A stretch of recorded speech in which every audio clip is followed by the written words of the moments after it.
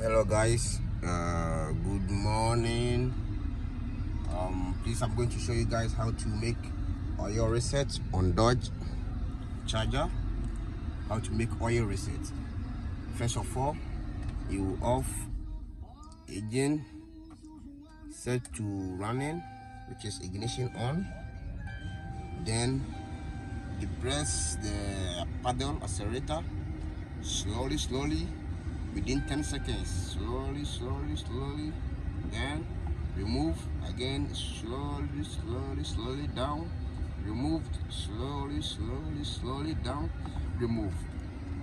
Off key. Then press brake. Start the car. Then message will disappear, as you can see here. Now it's okay. Thank you for watching. Please subscribe, like and share. Bye bye. Thank you.